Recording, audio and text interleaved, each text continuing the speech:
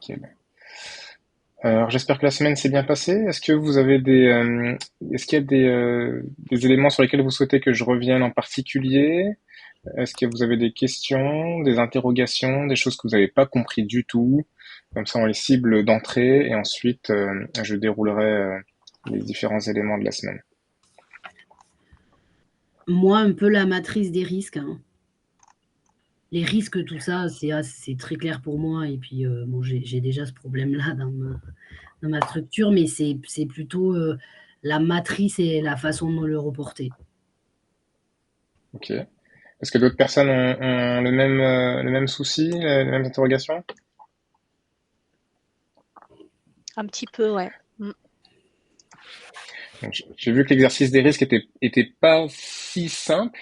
Alors, Non, peut-être pour certaines formulations, mais dans l'ensemble, vous avez pu y répondre enfin, à peu près comme attendu.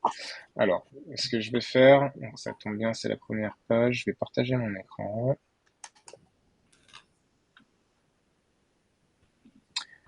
Hop. Est-ce que vous voyez bien mon écran? Oui, Ouais, c'est oui. parfait. Donc la gestion des risques. C'est vrai que c'est important de pouvoir bien les qualifier. Donc déjà, il y a première chose, comme vous pouvez le voir, il y a différents niveaux de matrice de risque. On peut qualifier les risques d'un projet sur trois niveaux. Ça veut dire qu'une probabilité à un, 2 ou 3, 4 niveaux ou 5 niveaux. Plus on va avoir de niveaux dans la matrice, plus on estime qu'il faut estimer les risques de manière fine. Euh, Par exemple, une entreprise, en tout cas un projet, détient un registre de risques avec environ 25-30 risques. Ces risques sont à peu près tous dans la même catégorie. Néanmoins, pour estimer les risques les plus forts et les différencier des plus faibles, on souhaite associer une matrice fine dans le sens où plus on va avoir de critères et donc plus on va avoir de chiffres à associer à la partie impact et probabilité, plus on va être fin dans le poids qu'un risque va avoir. Et on va être capable de différencier un risque très fort d'un risque très très fort. Ça, c'est une première chose. Deuxième chose, pour qualifier le risque, je vais arrêter le mode présentation.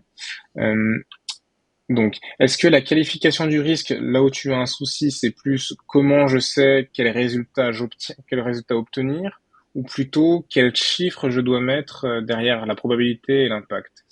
Quelle Ouais, c'est était un peu ta... le chiffre. Ouais, c'est un peu le chiffre. Mm. Ok. Donc, quel chiffre mettre derrière la probabilité et l'impact? Donc, Ouais. quelque part, alors je sais pas si c'est cet exemple que j'ai dans la formation, mais si je devais prendre l'exemple d'un anniversaire que je souhaite organiser, on va prendre, allez, celui de mon neveu, celui qui est né Mm. en novembre. Donc cet anniversaire, je souhaite l'organiser. On va prendre la matrice à trois niveaux. Et le risque principal est le risque lié à la météo. Puis. Donc, Mm. le poids de la probabilité et de l'impact ne sera pas le même si, par rapport au contexte, l'anniversaire a lieu en novembre en extérieur, en région parisienne, on va dire. Donc on sait qu'à cette période de l'année, on tombe plus à l'automne.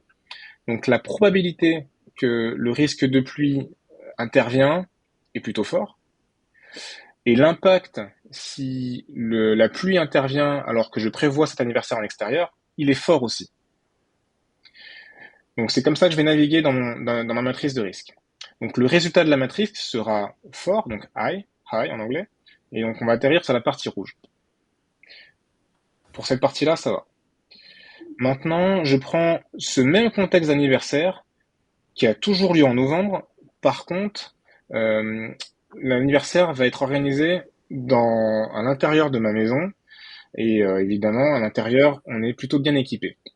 Donc le risque de pluie, lui, il est toujours probable, est toujours très probable. Par contre, l'impact que va avoir la pluie sur mon anniversaire va être Mm. faible. Donc le risque va être moyen. Maintenant, un autre cas de figure, euh, cet anniversaire, plutôt que de le faire en novembre, on va attendre le mois de mai d'après. et du coup, on va pouvoir peut-être le faire en extérieur. Donc là, par contre, le risque de pluie est plutôt faible, puisqu'au mois de mai, en théorie, je dis bien en théorie, il fait beau, et l'impact sera faible aussi, et du coup, on va tenir sur cette zone verte. Donc, pour qualifier un risque, ce qui est important aussi, c'est de bien comprendre son projet, bien comprendre le contexte du projet et ce qui l'environne. C'est ce qui va vous permettre de qualifier la probabilité et l'impact, et donc d'atterrir sur le résultat de la matrice.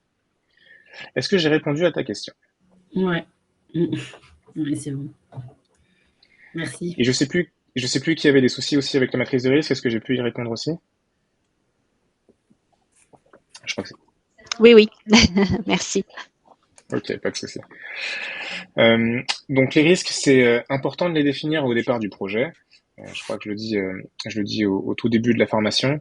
C'est important pourquoi? Parce que ça vous permet d'être crédible dans votre gestion de projet. Ça vous permet de vous dire, en tout cas de dire aux personnes qui vous environnent par rapport au projet, aux commanditaires et les autres personnes, que vous prenez conscience que partir à l'aventure avec un projet, c'est pas un long fleuve tranquille, mais ça forcément, ça a peut-être des impacts. Donc ces risques sont importants d'être qualifiés de manière collégiale. Donc là, je l'ai fait avec vous. C'est vrai que par rapport au contexte, j'aurais pu le faire tout seul, dans mon coin. Mais l'important, c'est de pouvoir se dire, vous arrivez en revue de risque, vous avez forcément peut-être déjà qualifié un petit peu vos risques, mais vous demandez à l'auditoire, à l'audimat, savoir s'ils sont bien d'accord avec votre perception. Et c'est le but de la revue. La revue des risques a pour but que les personnes soient d'accord sur la qualification des différents paramètres, donc probabilité, impact, mais aussi de l'action à entreprendre, de la réponse au risque à avoir.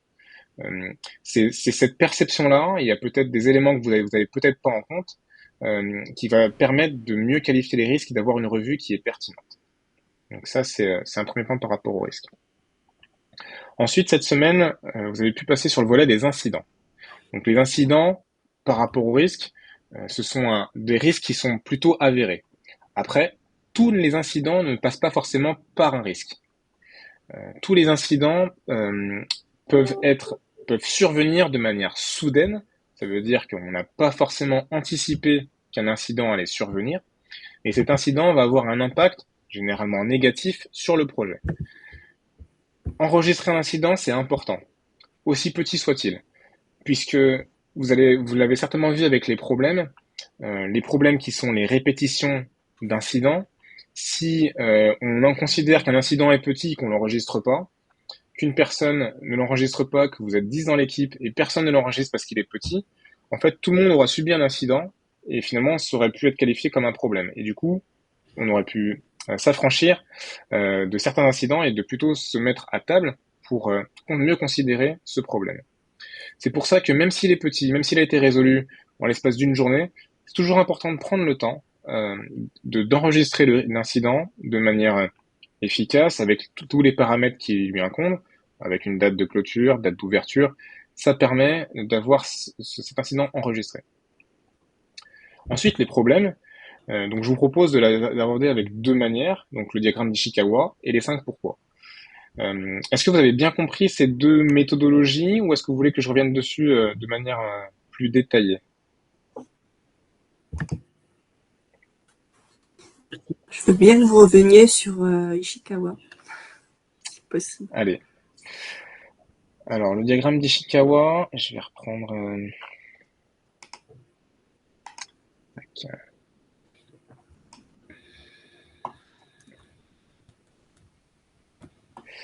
Donc, je pense que c'était le cas de notre vélo. Je vais changer l'écran.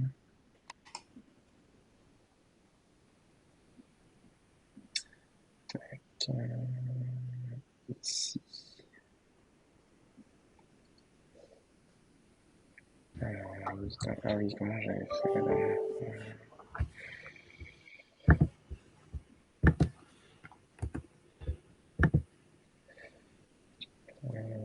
Je peux pas partager. Ah oui, ok. Ça.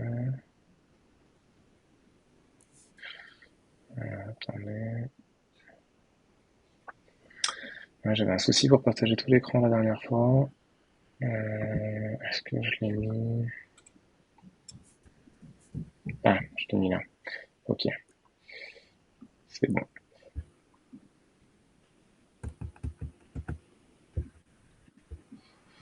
Voilà. Donc on avait le cas de notre fabricant de vélo qui a des soucis sur les crevaisons, sur des livraisons de vélos qui subissent des crevaisons. Donc l'idée du diagramme d'Ishikawa est de pouvoir identifier tous les paramètres possibles qui ont un impact sur ce problème et qui nécessitent du coup d'agir. Donc en fait, on a pris pour ce cas précis tout le contexte. Donc il y a la partie du milieu, donc c'est là où on a les 5 M. Le milieu avec du coup le sol, donc les déchets, la benne à proximité, c'est l'environnement, ce qui environne le problème. Donc le terrain est rempli de clous, et c'est certainement à cause des déchets de la benne qui est à proximité. La matière, on peut se poser la question de la matière et de se dire, est-ce que la chambre à air, qui est la pièce maîtresse sur laquelle on constate qu'il y a une crevaison, a un défaut, a un problème elle-même. Donc pour ce cas précis, on pourrait penser que la chambre à air est défectueuse. Ensuite, par rapport à la partie qualité, on pourrait se poser la question, est-ce qu'il y a un contrôle en place pour vérifier que lorsqu'on reçoit le produit, qu'on constate au moment de la livraison, il y a un souci, est-ce que le produit est peut-être déjà arrivé avec un problème? Ensuite, par rapport à la partie outils, on se pose la question, est-ce que lors du montage, lors du processus de fabrication, lors de la méthode, est-ce qu'on n'a pas un outil qui est inadapté, une partie qui provoque ce problème?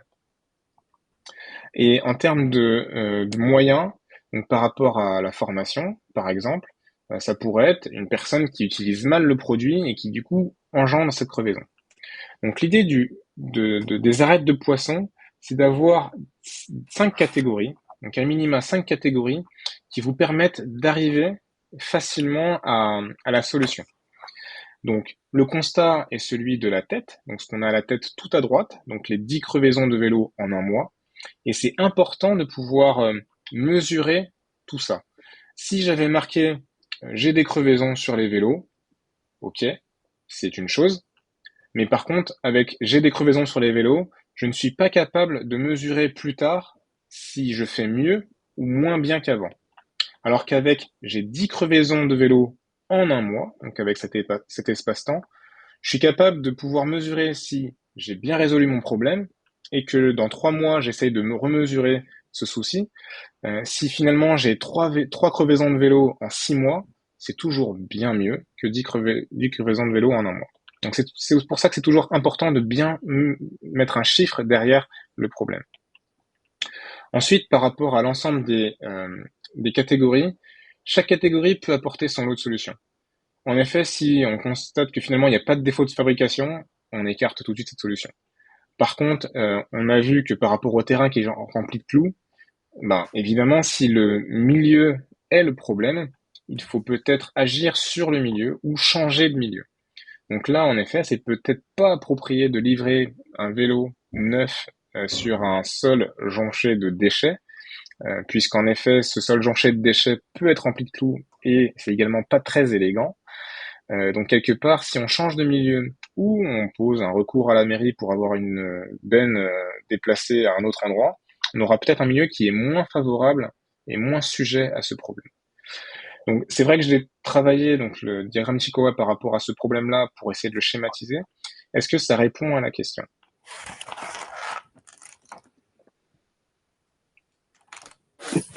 Oui, merci. Allez, parfait.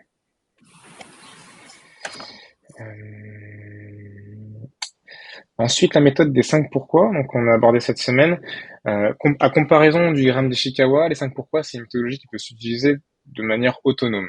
Quelque part, les 5 pourquoi, en se posant les bonnes questions, on est capable de cibler la réponse, en tout cas la résolution au problème, de manière assez rapide et sans forcément impliquer d'autres personnes avec vous pour le résoudre.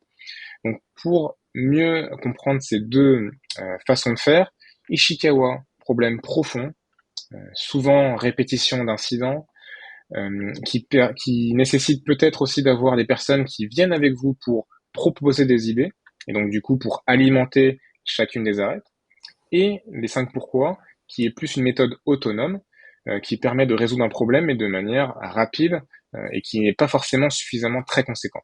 Ça a bien marché pour la partie vélo, mais vous avez bien vu, il faut se poser les bonnes questions pour pouvoir arriver au problème, en tout cas à la solution.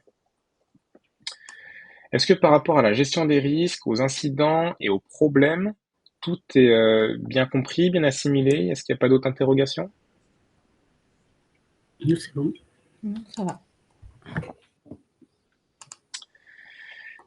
Et ensuite, donc les 2 dernières journées étaient dédiées au suivi du budget et au suivi du projet. Donc la surveillance de l'activité du projet. La surveillance du projet, c'est une activité qui est aussi maintenue par des indicateurs. Donc les indicateurs sont importants de mettre en place dans un projet de manière à ce qu'on puisse bien le mesurer.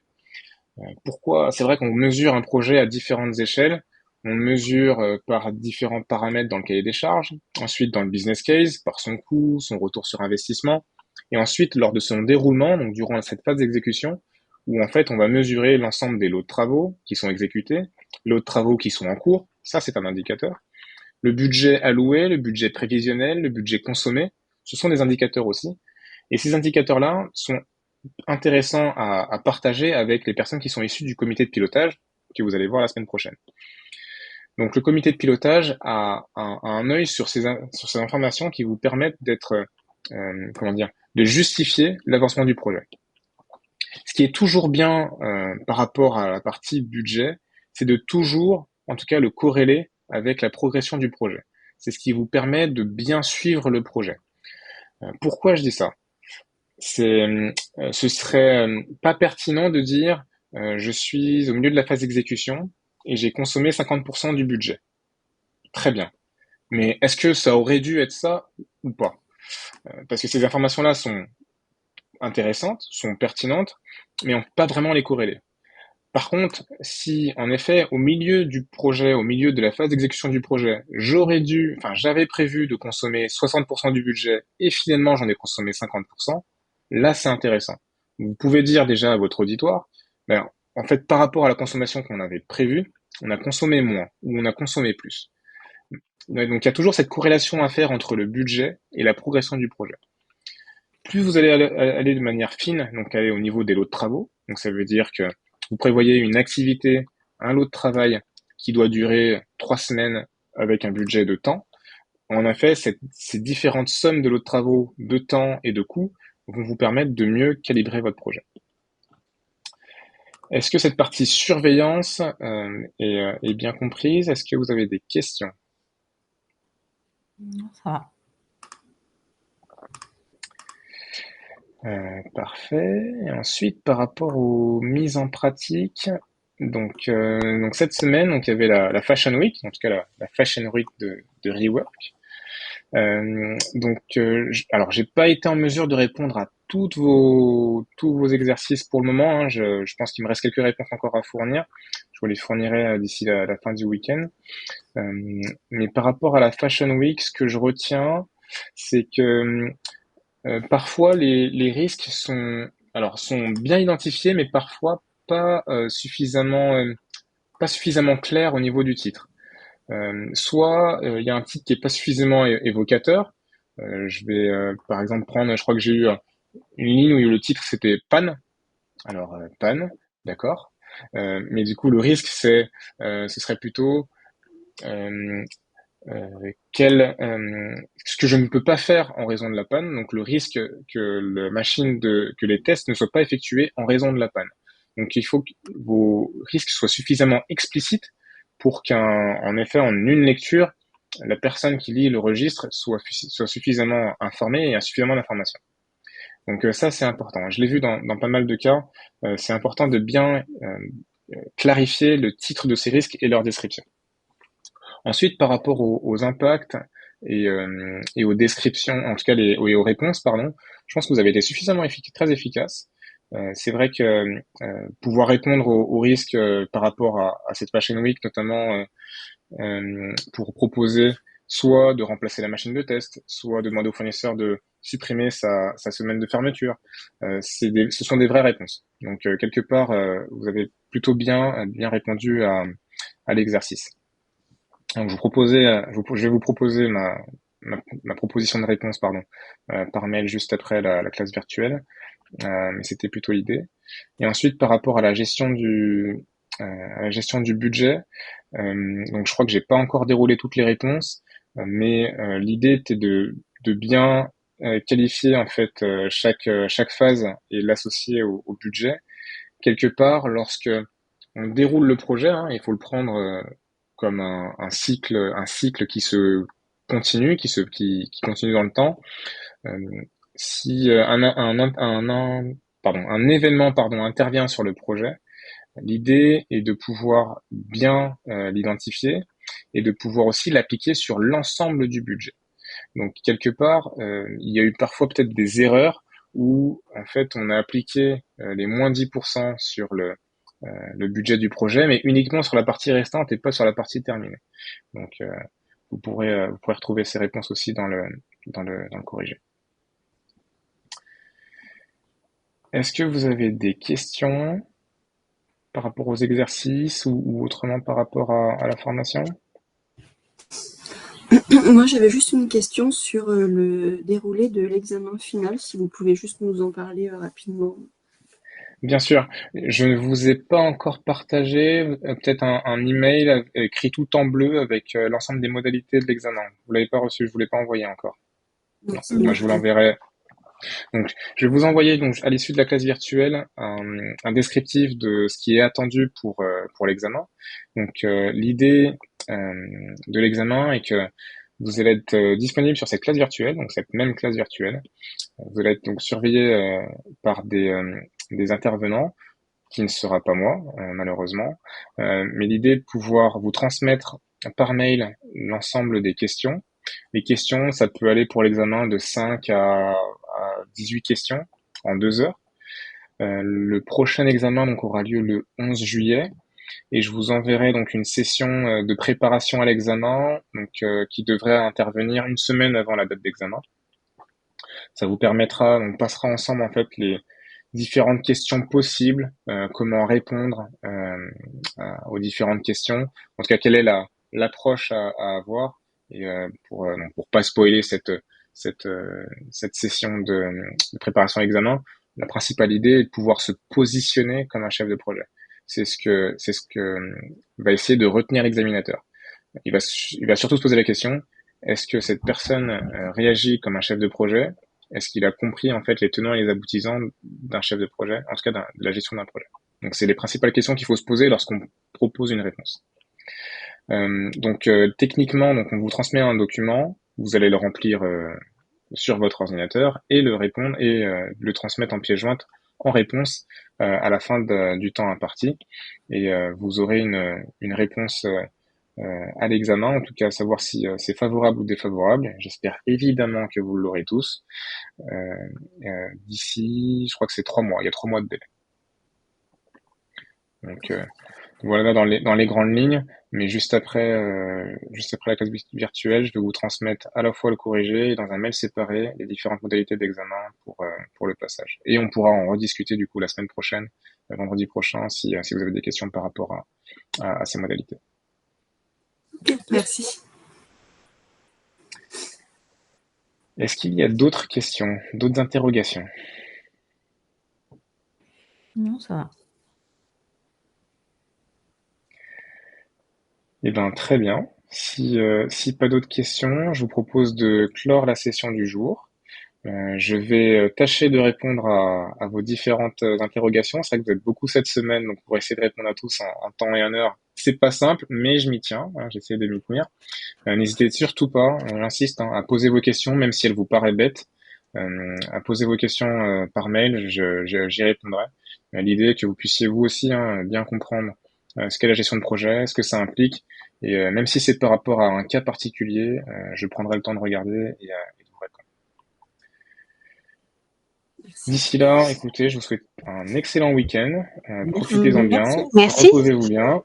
Et la dernière semaine, elle devrait être un peu plus soft en exercice, mais peut-être plus pour les méninges. Donc, il y a plus d'informations, mais n'ayez crainte, ça devrait vous servir aussi. Merci. Merci bien. Bon après-midi, à bientôt. Bon après-midi. Au revoir.